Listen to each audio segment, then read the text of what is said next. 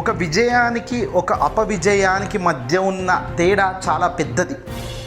ఒక మనిషి గెలిచడం, ఒక మనిషి ఓడిపోవడం, ఈ రెండు కూడా ఎప్పుడు ఎవరో ఒకరు ఏదో ఒక చోట ఎక్కడ ఏ ప్లేస్ అయినా ఈ రెండు తీసుకోవాల్సిందే. ఖచ్చితంగా ఒకరు గెలవాలంటే మరొకరు ఓడాల్సిందే. కానీ ఇక్కడే అసలైన ఆట ఉంటుంది. గెలిచిన విధానమే అందరికీ ఒక స్ఫూర్తిదాయకం కావాలి. ఎస్, కష్టపడే తత్వం గెలిచింది అనాలి తప్ప కష్టంలో నలుగురి చేయి ఉంటే అది గెలుపు అనడం ఎంతవరకు కరెక్ట్ అనేది ఇప్పుడు ఆంధ్రప్రదేశ్లో వినబడుతున్న ఒక అనేక చర్చల్లో ఒక మాట.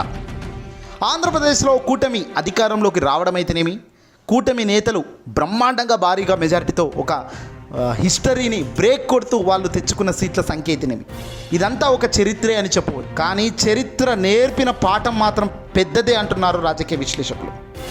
ఈ పెద్దదైన చరిత్ర గతంలో కానీ ఈ రాబోయే కాలంలో కానీ మళ్ళీ పునరావృతం అవుతుందా అంటే కాదు అని కూడా చెప్పే స్థాయి చాలామందికి ఉంది. ఆంధ్రప్రదేశ్లో ఊహించని చిత్ర విచిత్రం ఏదైనా ఉందంటే అది మొదటి నుంచి ఒక ఆసక్తికరంగానే ఉంది. గెలుస్తారా లేదా అన్నదే పాయింట్, ఎవరు ఓడిపోతారు ఎవరు గెలుస్తారు అన్నదే పాయింట్.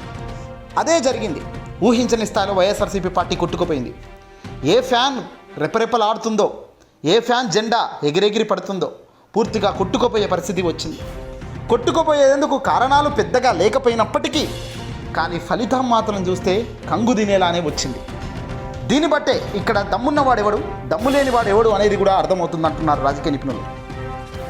బహుశా జగన్మోహన్ రెడ్డి గారికి గెలిచే అవకాశాలు ఎన్నో ఉన్నప్పటికీ కానీ తాను ఆ వాటిని పక్కకు నెట్టి తాను నమ్మిన సిద్ధాంతంపై నిలబడడంలోనే దమ్మున్న విజయం అంటాం.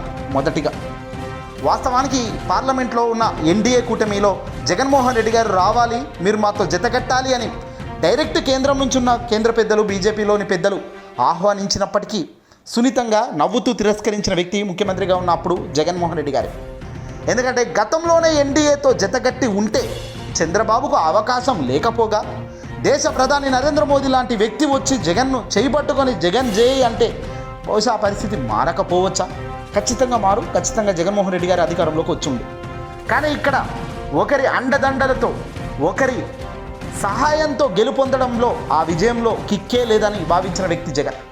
ఏదైనా ఉంటే నేను ఏదైనా మంచి చేసుంటే ఆ మంచి చూసి గెలుపొందాలి తప్ప పక్క వాళ్ళ చేతులు చూసో ఎవరో సహాయం పట్టుకొని గెలిస్తే అది గెలుపు అనరు, దాన్ని ఓటమి కిందికే లెక్క చేస్తాం అన్న వ్యక్తి జగన్. ఆ మాదిరిగానే అవకాశాలున్న వాటిని పక్కకు పెట్టి కేవలం తాను ఏం చేశాడు, తాను ఎందుకు గెలవడు అన్న దానిపైన వెళ్ళడం జరిగింది. బహుశా ఇది 100% కరెక్ట్ అయితే కాదు, కానీ న్యాయం, నీతి, నిబద్ధత అని ఈ వీటిని నమ్ముకున్న ఏ వ్యక్తి కూడా చేసిన వ్యక్తి, వీటిని నమ్ముకున్న ఏ వ్యక్తి కూడా నిజంగా అలా చేతులు కట్టరు, అలా జత కట్టరు. కానీ ఇక్కడ చంద్రబాబు నిజంగా ప్రాక్టికల్గా చంద్రబాబు నాయుడు గారు ఒక దమ్మున్న లీడరా అంటే రాజకీయ లీడర్ అని మాత్రం చెప్పవచ్చు, దమ్మున్నవాడైతే అనలేము. ఎందుకంటే సింగిల్గా నిలబడ్డ జగన్ ముందు ఎలాగో ఓడిపోతామని తెలిసినప్పటికీ నిజంగా చంద్రబాబు నాయుడు కనుక తెలుగుదేశం పార్టీ గట్టిగా ఇండిపెండెంట్గా నిలబడితే ఫుల్ ఫ్లెడ్జ్డ్గా ఈ మాదిరిగా ఓట్లు పడతాయని తెలిసి ఉంటే, ఈ మాదిరిగా తాను గెస్ చేసి ఉంటే ఆయన అసలు పొద్దులోకి పోయేవాడే కాదు. డెఫినెట్గా సింగిల్గా ఉండి 150-160 సీట్లు తెచ్చుకొని హ్యాపీగా దర్జాగా కింగ్ మేకర్గా దేశంలోనే ఒక అగ్రంగా నిలబడేవాడు. బహుశా ఈరోజు ఏం తక్కువైంది అని అనేవాళ్ళు అనవచ్చు.